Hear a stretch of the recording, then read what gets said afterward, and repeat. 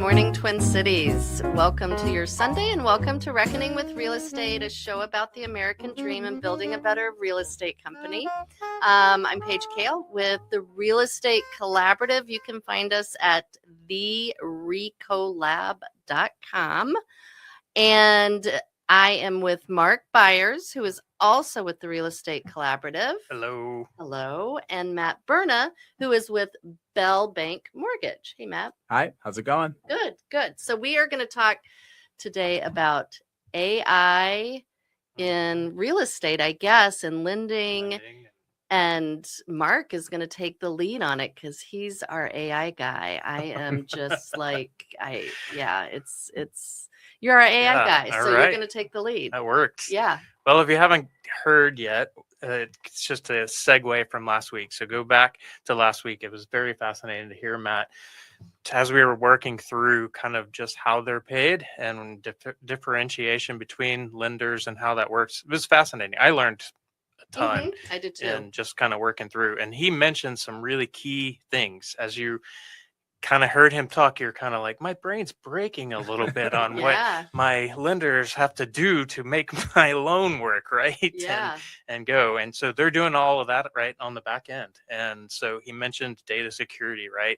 He mentioned, connecting to networks and places that update in 15 minutes or days and all of that sort of stuff. So, I think as we kind of transition to that, we're all kind of in that AI space on how those tools are being used both by the consumers, but also by your lenders, where crunching the data is, how's the security and all of that, and I know Matt has been kind of talking about that as well. So I'd love to kind of get a start on what your thoughts are on some of that. Yeah, definitely. So I'll preface this. I am not a very data-driven person. I know how to use my phone. I'm a millennial. It's on me all the time. I don't use my computer, but doing these crazy things on websites and back-end data tracking, I have an Excel sheet that I use for most things, and I Google search how to do a formula. So I'm not very advanced. My dad still calls me, so I can help him, but that's about as far as it goes. Okay, so Excel spreadsheet.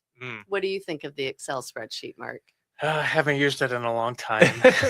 No, so Matt, I'm with you. That's about my level too. I love an Excel spreadsheet. Yeah, I'll just build an app with AI and it would take care of all of that. This is the perfect person we have for this. Yes, it truly is. So one thing that I'm seeing more and more of, I'd love to hear your guys' input on is, when we send loan disclosures out to people or when they ask questions, I'll give them responses about interest rate. And it seems like sometimes they'll just take that information and put it right into a Chat GPT or a Claude is another one, right? They'll put it in these systems and they'll give you back these blanket generic questions about each individual line item, which is great. I like that people do their due diligence, but it's also if you just looked at the document, you could ask me questions and we can walk through it together. Right. I think some of the questions sometimes aren't really pertinent to what we're doing. I mean, I think there's other things that could be suited for them a little bit better, but I'm seeing more and more people taking things that we're giving them and putting it through something to kind of dissect, diffuse, and figure out what the key points are and what they need to attack and talk about. On my side, it's a lot of the disclosures, right? And it's not so much hey, what is this line item? And it's I saw that this rule based off this means that this should be done. It's what's going on? What are you talking about here? Right. So I'd love to hear it. Are you seeing things like that? Are you guys using any AI in your business or what's your experience been with it so far?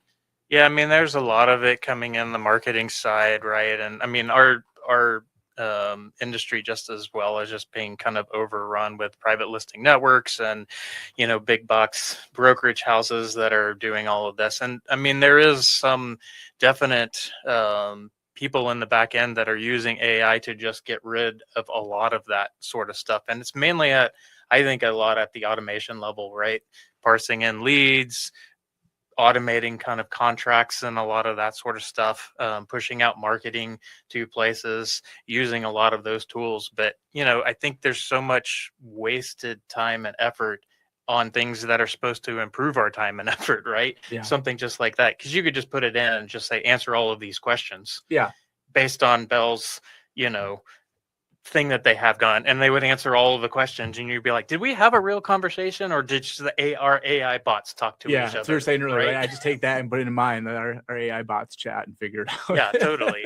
And so like taking the human element out of all of that, I think is kind of just separating it. And so I definitely think there is a push to that, but I love how you're like, no, let's just talk. Let's have a conversation. If you really do have some of these concerns about these things, I mean, how much of it is just parsing through legal stuff? Yeah. Right. It's like, yeah, all of that exists and we have all of that here and we can go through all of that. But do you really care about that, or do you really just want the lowest rate? Yeah. Well, it makes me think, right? If someone has this big, long blanket list of questions, it's like, did you look through this? Like, do you have concerns? Like, let's actually have a real phone call. I think a lot of that can get lost sometimes because a lot of things are electronically signed now too. So someone just kind of clicks and does their signature, so they don't read it. So maybe they just take that afterwards and push it through to see what questions it comes up with. So that's been my experience with AI so far. It's, I want to say negative, but it's more of like a reaction of someone sending me things. I do want to look at how I can take advantage of it more. And, you know, on the last episode, we talked a little bit about math and interest rates and calculations and things. And so a couple things that I've heard from lenders that I know that they're using with AI to take advantage of is taking someone's current loan scenario and using that to compare against current refi rates and saying, like, you know, can you make me a breakdown that shows my break-even point, my total costs, my equity position, all these different things. So I've heard and seen that it makes some pretty cool worksheets based off of that. I haven't taken advantage of it yet, but that's one thing that I'd like to look into a little bit more. Yeah, and we've had clients that are very data AI that have already done that for themselves. So they'll take it in even from all of the houses that we're putting out there, right? Yeah. Or that they're seeing, and then they're adding it in the data from the various lenders, and they build themselves like this whole portfolio of, well, we should go after this house or this house, and we can get this loan and stuff. And then you know what happens? They end up buying a house that doesn't even fit into their matrix. Right. Yeah. You know? But AI told them it's the house they needed. Right. And the human element is like, yeah, but that one looks so much better over there, even though the AI said this one is the one we need. Yeah, I do think I think AI is fascinating, and I think eventually within the next few years we'll figure out as an industry where it makes sense. I do think there's just a lot of noise around AI right now, though, in our industry, especially people trying to sell us things. Yeah. Oh, trying to get you to take advantage of their programs that they have. Okay. Yeah. And how much of it is just really a lot of the AI, not all AI out there is equal. Yeah. A lot of it is just kind of whatever the particular vendor wants to purchase to build into their portal or their thing. And most of it is just when you start to use it, it's just like not even really that great, right? Compared to what you're talking about. So you kind of have to know that, and you have to weigh some of that, and like, really, this is what you're giving back? You're just taking it all out.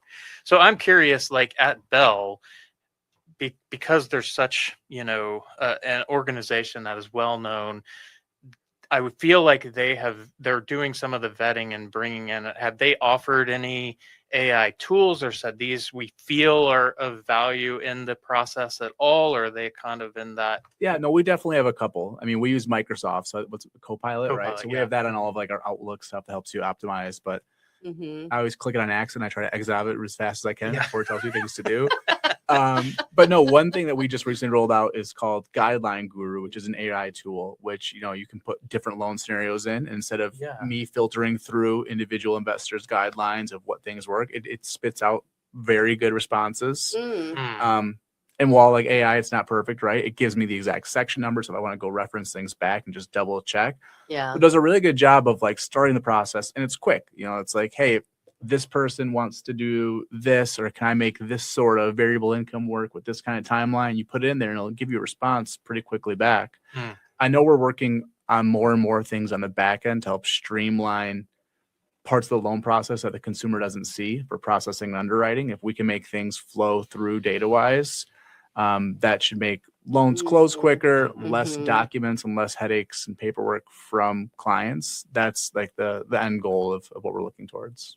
Yeah. And we were just talking about that on the way here. Yeah. I mean, I think every organization out there is probably Yeah. how are we able to do this, but still be worth doing, you know, Yeah. because it is going, sometimes it just makes things more difficult if it's not doing it correctly, or if it just makes it hard to automate.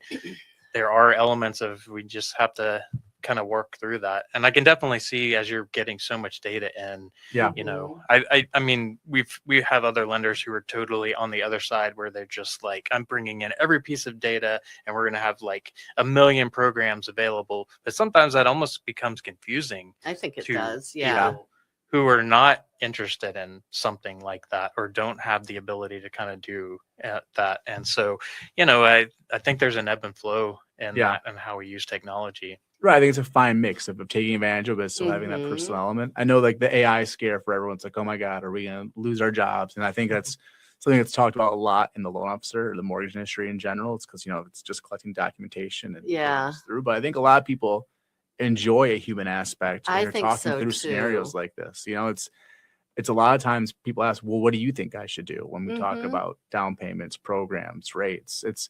I think having someone who can give you a knowledge opinion and, you know, what you think is a good situation for them, I think that really, really helps. I do too. I think, yeah, you're their trusted advisor, just like we're their trusted advisor trying to find a house. And especially when it's such a big purchase, I think the eyeball to eyeball connection is actually going to be even more valuable moving forward.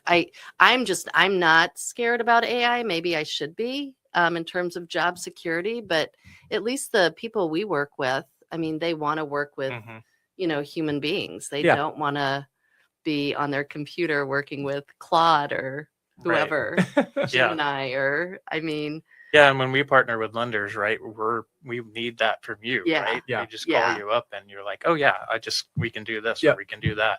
I mean, if you were having to do that through technology or AI, it just would be weird and not helpful. I mean, we're social creatures, right? Human beings are social creatures. And we're gonna go to break in about a minute or two, but I'm gonna give a plug for Bell Mortgage and for Matt Berna, because I think the last episode I did throw you under the bus a little bit, or I asked questions that maybe you weren't anticipating. But the reason we love working with you in particular, and we've worked with you for about 3 years now, is you're super detail oriented. Your communication style is fantastic.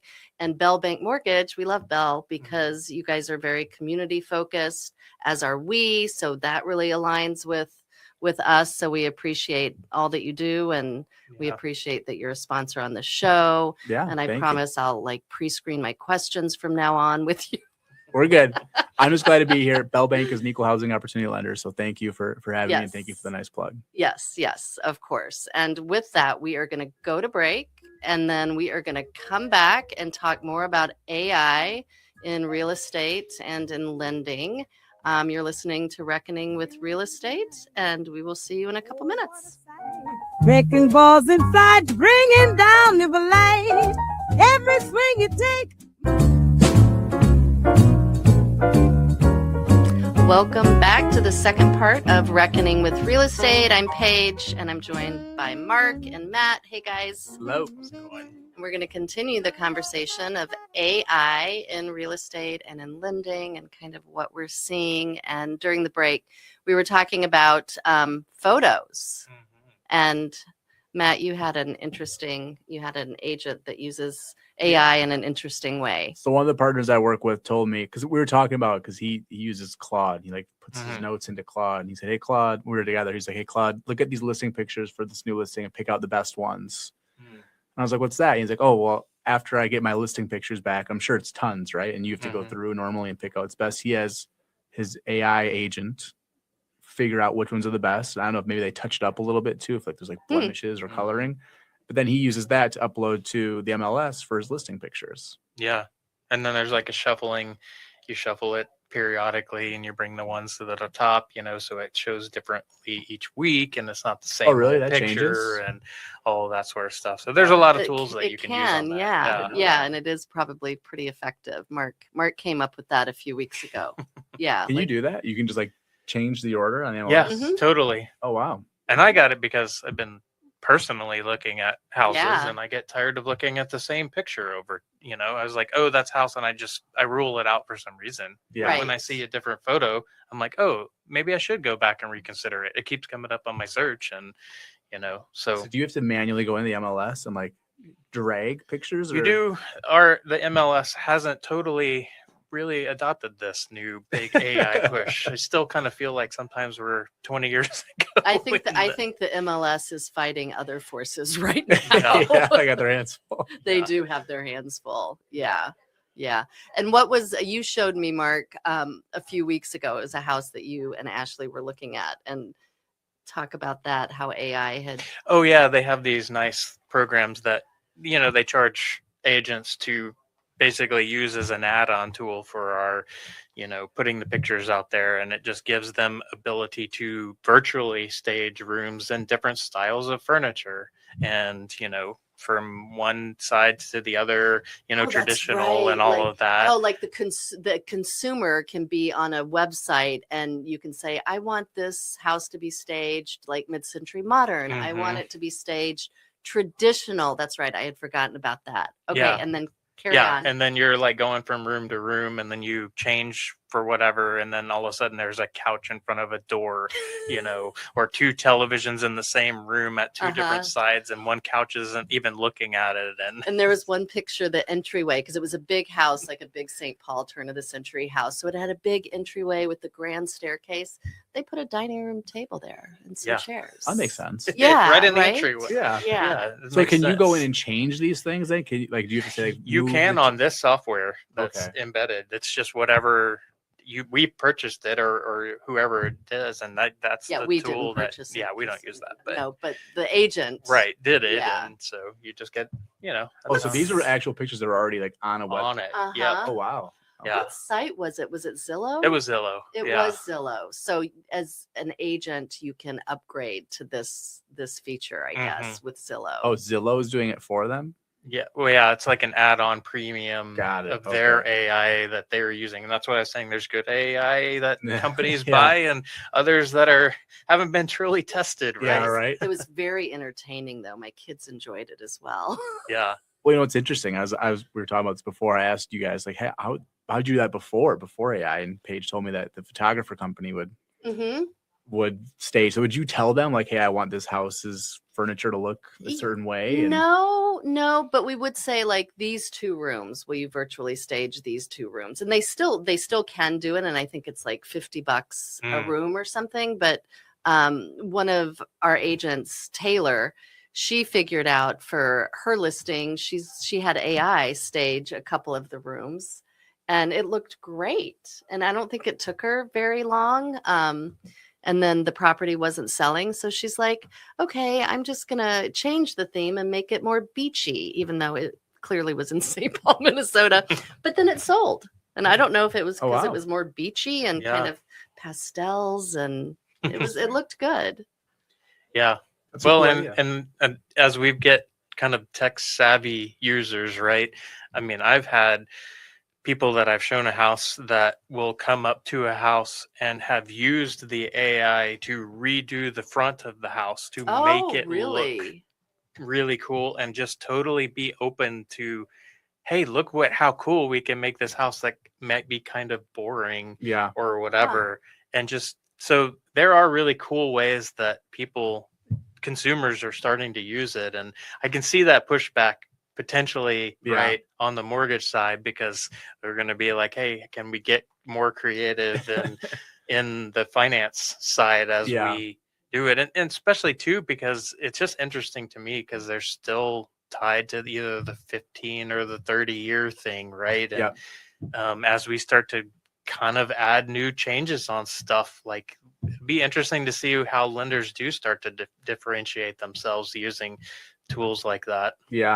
I think one thing that a lot of lenders are trying to look at AI for is like a lead gen tool, because I think a lot of times, if someone Google searched mortgage lender near me, there's different things in their algorithm you can do to like boost up into their AI search results. I'm not sure. I think one of the things that is tough when people just take things and upload into like a chat GPT to ask questions is a lot of times people take things from the internet as fact, right? Like people will Right. Google something. It's like, well, Google told me this. And it's like, Mhm. well, that doesn't always mean it's exactly true, right? Right. So I think that's hard, but that's where it also gives me an opportunity to have that relationship with someone. Like, well, look, let's talk about the concerns you have. Let me tell you what is going into this, and try to explain it and make a deeper conversation out of it. Yeah. On our side too, there are a lot of what you were talking about, the SEO optimization, trying to get your company to come up in search results and using AI to do that, lead generation. We have a lot of that too, people trying to sell us that. One thing with AI that I think I saw it maybe on LinkedIn. I kind of look at LinkedIn every once in a while to see what's going on. But with the private listing networks, which you were mentioning, Mark, with these big companies like Compass and other companies kind of wanting to keep the inventory in-house, encouraging sellers to say, oh, don't put your house on the MLS. Let us try to sell it first to double in the deals. And it's not good for sellers. And I think most sellers aren't doing it, but enough do it probably where it's good for the bottom line.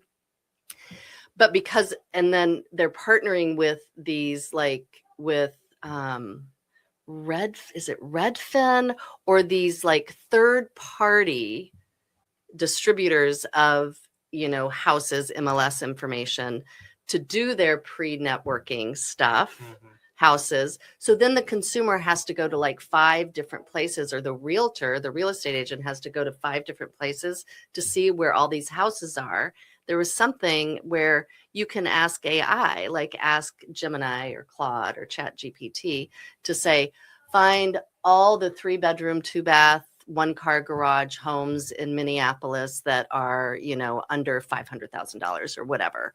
And that it should be able to scrape. Isn't that the right terminology, Yeah, Mark? that's right. Okay, it should be able to scrape.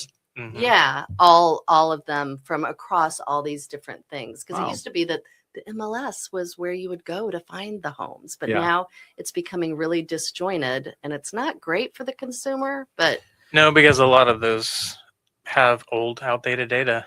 Right. It depends on when they're getting the data updated from the MLS. And there's so many different MLSs and they all have them 20. It's like you're talking about. Some it's a 15-minute, some might be a 24-hour. And all of these houses start to get under contract or whatever. And you've just scraped a bunch of information in, and a fourth of them aren't even available. So, I mean, how much time is wasted there? And, which is another thing that I was mentioning as companies continue to adopt AI. AI is not cheap. I mean, it's a very huge cost behind it. And the more people use it, both the technology, if companies are bringing that in, especially I can see at the lender program or even in real estate, the consumer is going to end up paying that to be built in, right?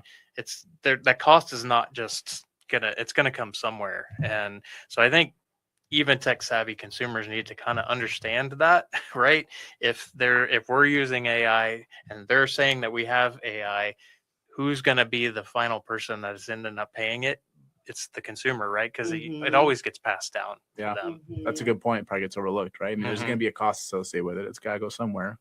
Right. And then the environmental costs, which is a totally different show that we're not going to talk about on this show. But I do think about it every time I use Gemini. Yeah. I'm like, God, how much water am I using? How much energy is needed to do this query or whatever? Yeah. So. Yeah. And then if it's just I'm sending questions to him and he's using it to send it back, and then nobody's actually really doing it, how much environmental cost that had? Right. And is it a productive use of time, of resources, all of it? Yeah. Yeah. And I think we are. I mean, time will tell. Yep. Yeah. It'll take probably years.